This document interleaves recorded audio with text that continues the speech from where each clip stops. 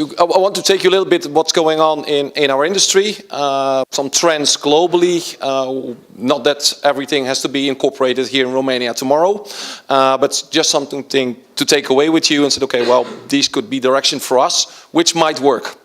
Because also a lot of markets are being disrupted, and I'm in this industry now for almost 20 years. And always what I've seen is like our industry is not going to change. It remains as this. It's complicated, it's regulated, perhaps some small changes, but nothing massive. To bring you a little bit to another industry before we go to insurance. 10 years ago, what was the largest mobile operator in the world? I would like to hear a name. Sorry? We have Motorola. No, it's not the one. Nokia is a hardware provider, so this is something else. AT&T, last one? T-Mobile, okay. No one was able to remember what in 2010 was the largest mobile operator in the world. At that time, this mobile operator had 80% of market share of all subscriptions worldwide. And that's the name, probably some of you don't remember, was a name called Symbian. Who knows that company? Symbian was owned by Nokia. So you had Nokia as the hardware provider, and Symbian was their mobile operating network. 80% of all global subscribers were on their network. And at that time, Android had 8% and iOS had, I think, 7%. We're talking about 9 years ago. So let me...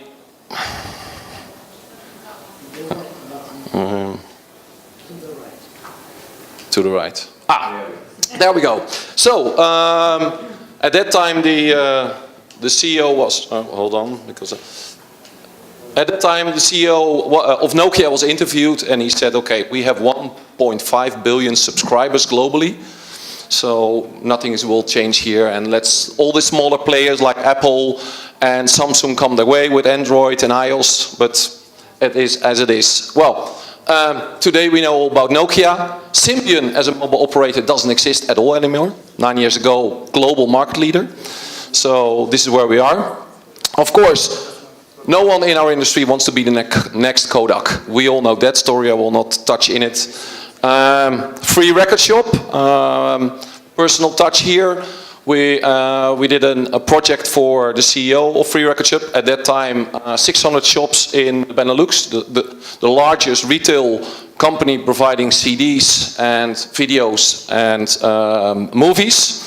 We had to do a project like in 2002, what was their business going to be like in 2010, so 8 years ahead. At that time, let me ask you, who's still using CDs here in the room? 1, 2, 3, so it's a dying, let's say, group. 3 people like to save CDs, still have the...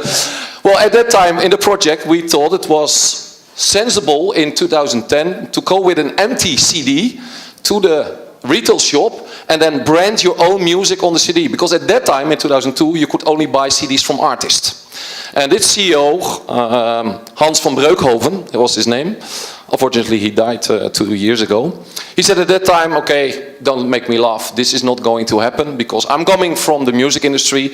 This is regulated, this is protected, this is difficult. The artist will protect it. Nothing is going to change.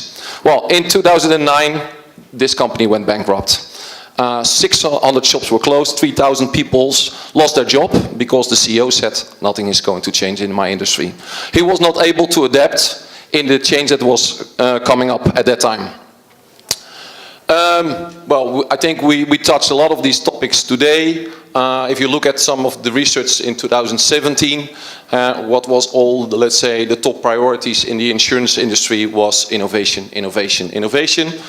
Claims is quite ranked highly, and customer centricity as the number 2, because customer centricity drives the change, not the technology. But we will come back to that one. Looking at some of the other industry, which has been, well, depends how you want to qualify it, has been revolutionized or disrupted or evaluated in time. If you look at all of them, so who's still using a travel agency to book his tickets here in the room? Yes, I do. Again, there we have one. good that we, let's say, can go back to the past and ask him. I don't know.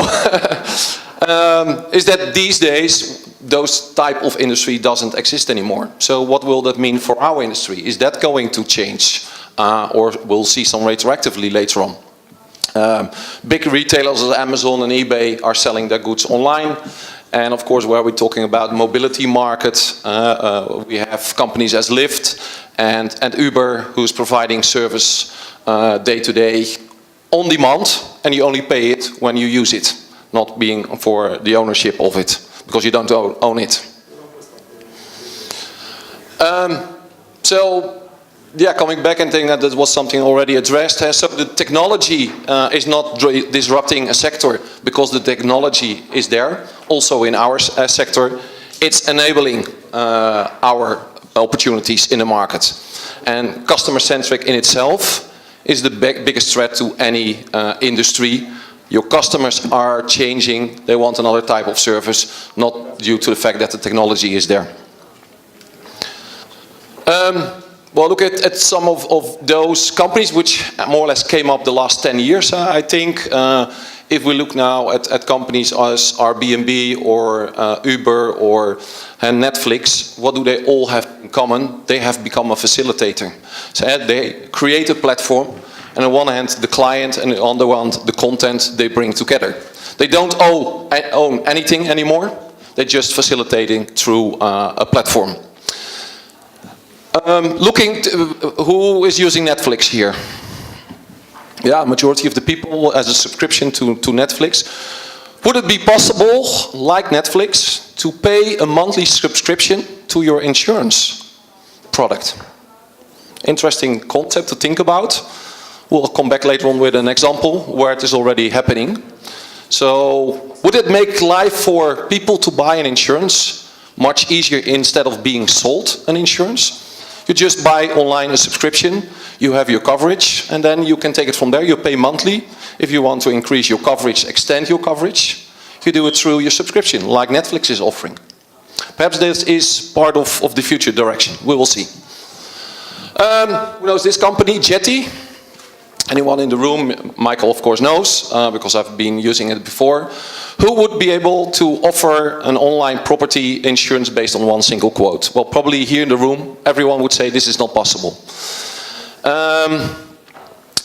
They are a small company. They are backed by Munich Re in the US. And what they do based on one single question, what is your address, where you're living? Based on that, they're using all the technology to extract public data on crime rates, on cadastre information, public information on wellness in your area, and based on that they will be able to give a quote for that. One question perhaps, this is perhaps too much to ask, but they are trying it. We'll see how it works out. I think last month, the CEO of Geico is the third largest motor insurance company in the US, decreased their application form from 60 pages to 3 pages. And he has done it with his whole organization. So from senior management to line management to front office, back office employees, everyone was involved in the process and was able to give comment on the application form. Customer engagement was brought in. Customer panels were brought, like, okay, what do we need in order to make our application process more agile? And they brought it back from 60 pages to 3 pages. And they said, these are the basic crucial informations to assess a risk and to make a quote for property insurance. So, and I think that comes back a little bit. If the guys from McKinsey, unfortunately, they are not here anymore. But I said you have to go through the process, including engagement of your staff and your clients. What's on the horizon? Who will be our next? We see here in Romania, during the last couple of years, we have seen Astra moving out of the market, Carpatica out of the market. Perhaps there are a few more dark clouds here as well. We'll see the future. But of course, when some of the incumbents will disappear, due to the fact that they were not able to adapt to, or they didn't have their act together, new players will come in. These are a few of the new players in the market. The company on the left side, Zhong'an, is a consortium of 3 companies. Alibaba, which is the largest online reseller in China. Tencent, which is a large IT company from China, and Ping An as the underwriter. They have joined forces and said we're going to set up an pure online sales channel for insurance. Most of them, of course, are commodity products where you have high specific advisory work. This would not work. But in a very short time, they sold 8 billion insurance policies in a period from 2013. So massive and impressive. Amazon is also in the insurance, started in the UK as an aggregator. Last year they announced to sell life insurance, health and general in India. So that's another activity. Once of course they learn about the market, they will come and roll out and extend into other markets as well. But so who's next? Google perhaps, or Facebook.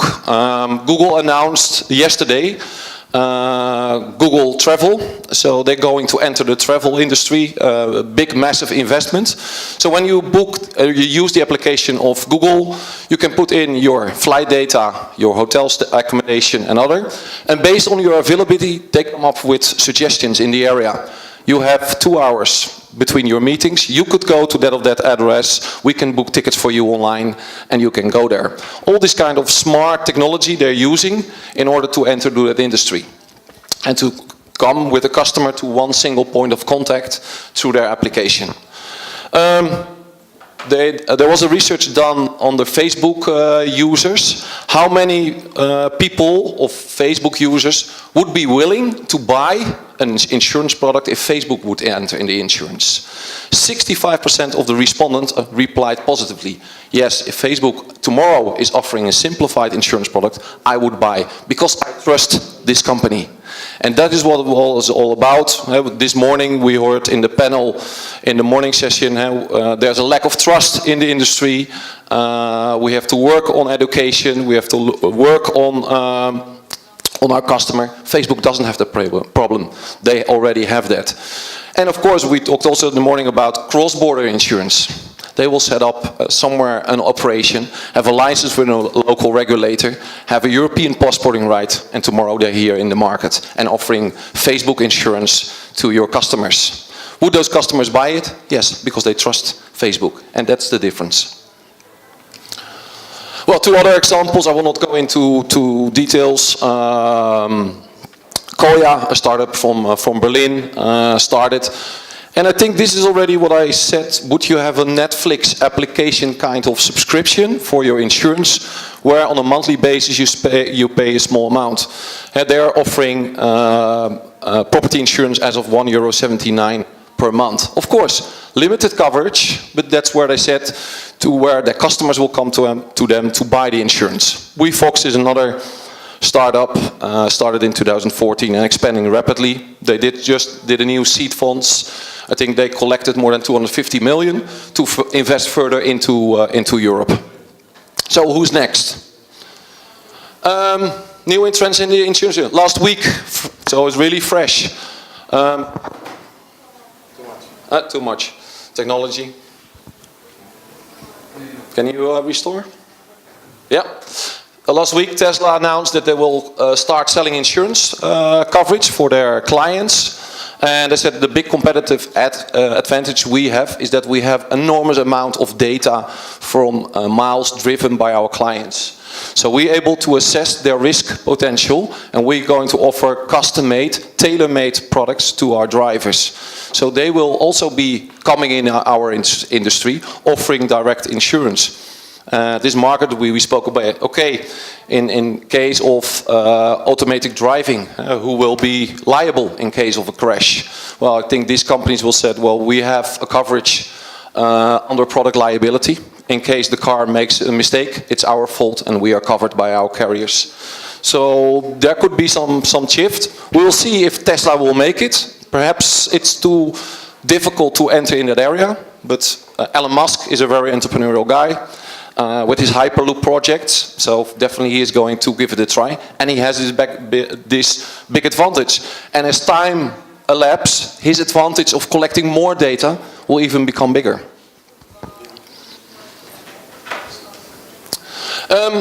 So coming back to my initial thought, Netflix, monthly subscription to insurance. Here we have an example. This company was launched end of last year. They called themselves the Netflix of life insurance.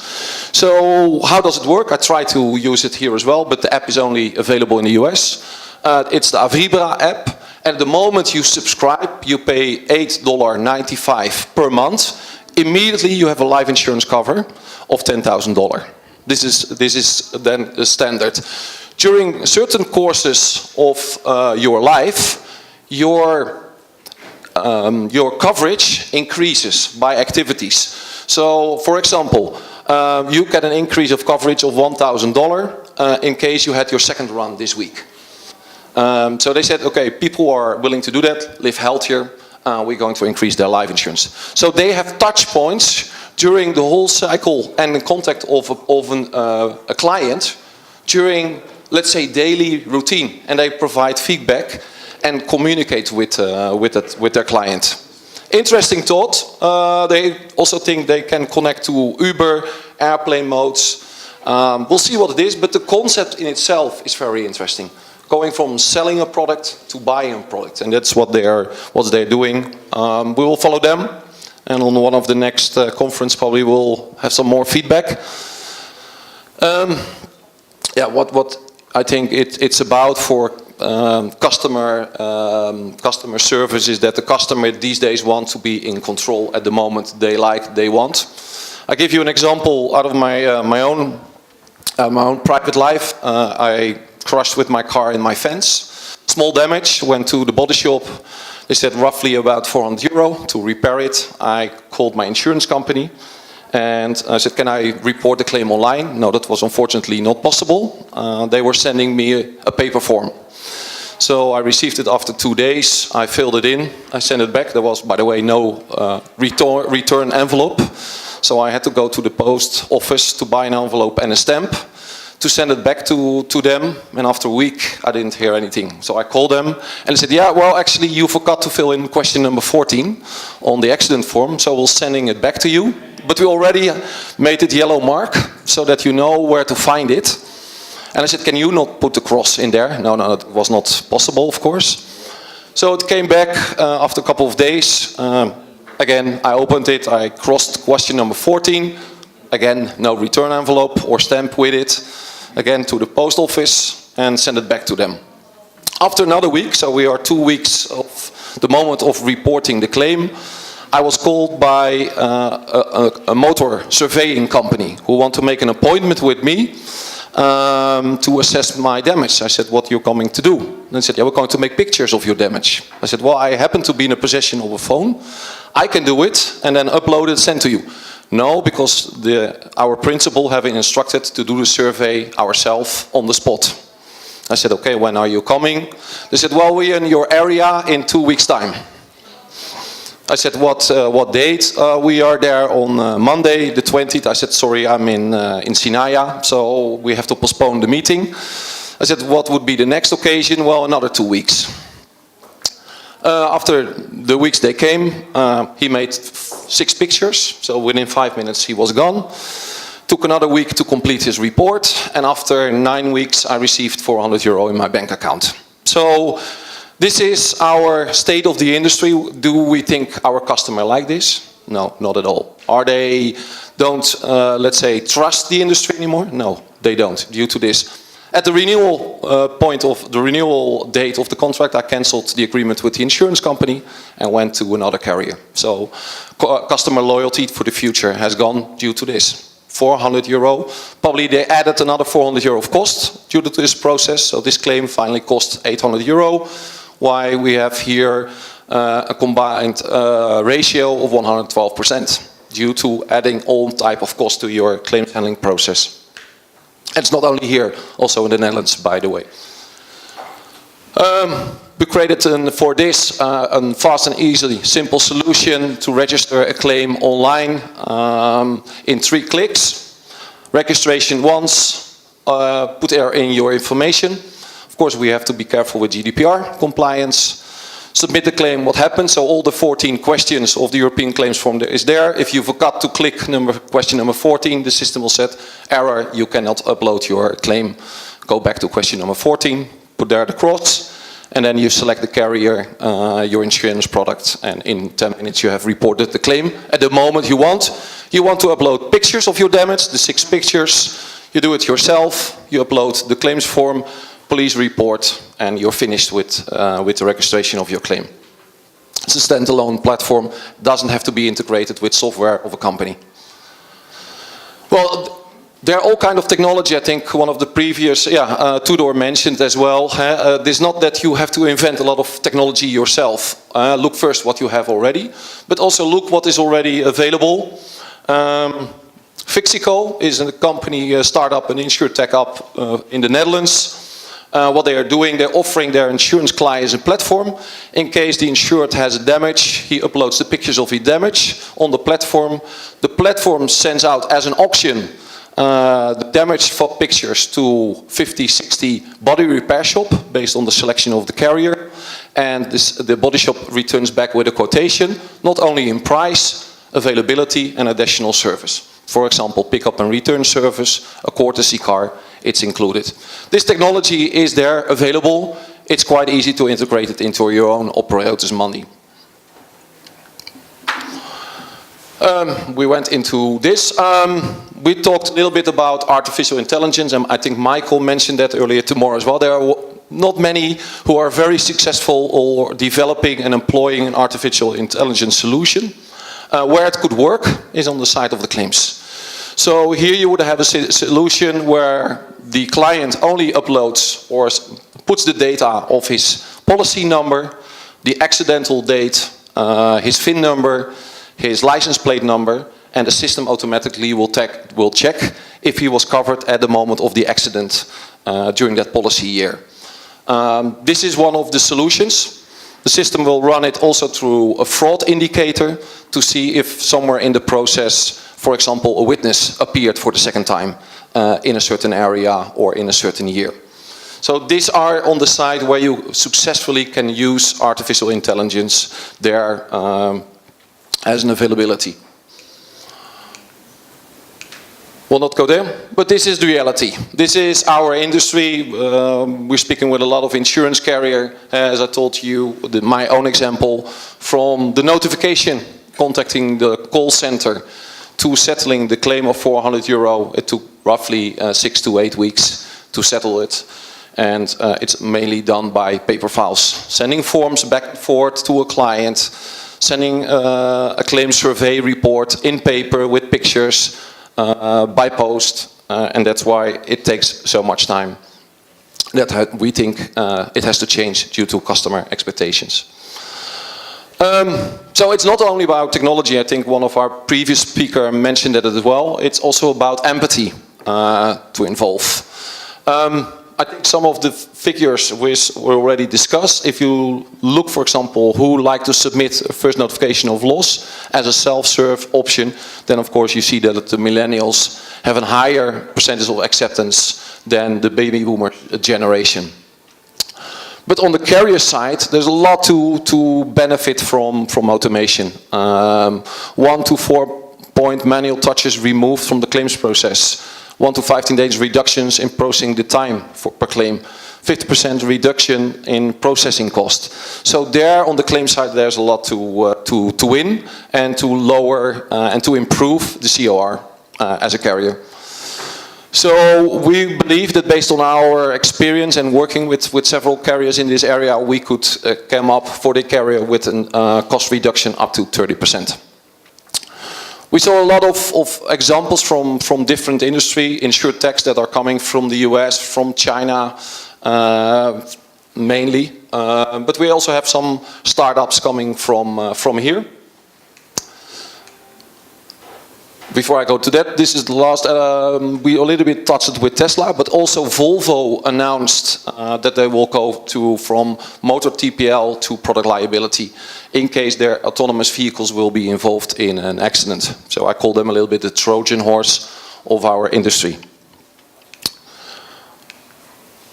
This is one of the InsurTech startup here from the region, which started in 2016. Based on that, with an insurance company from Hungary, a new product was developed. They did not integrate it in their existing product portfolio, but they created a completely new company for that, which they called Hello Traveler. You can look it online, which only focus on millennials and selling the products online, which has the coverage for the compensation included. So one of the previous speaker was, I think the people from McKinsey said, you know, it's 18 to 20 weeks before you can go into a digitalization transformation process within your company.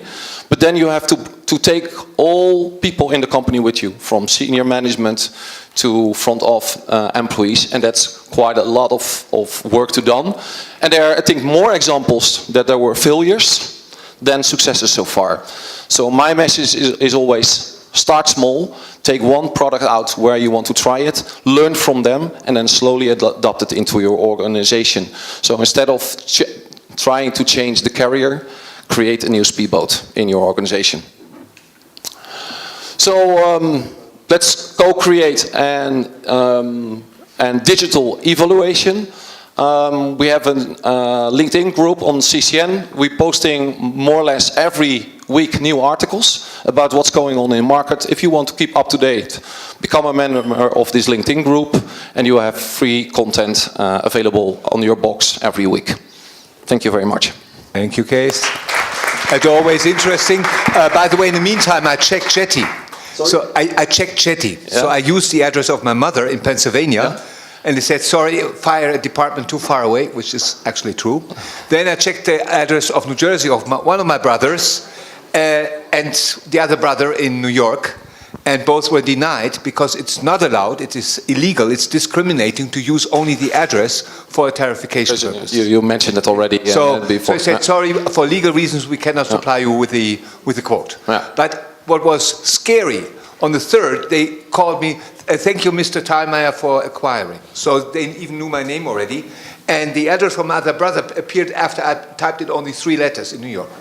So now I'm worried that my family will have a problem of getting a household insurance because we tried it out for 3 different locations within 10 minutes. Okay. Big brother knew everything. Thank you very much. And questions, briefly. We are really running out, but one question.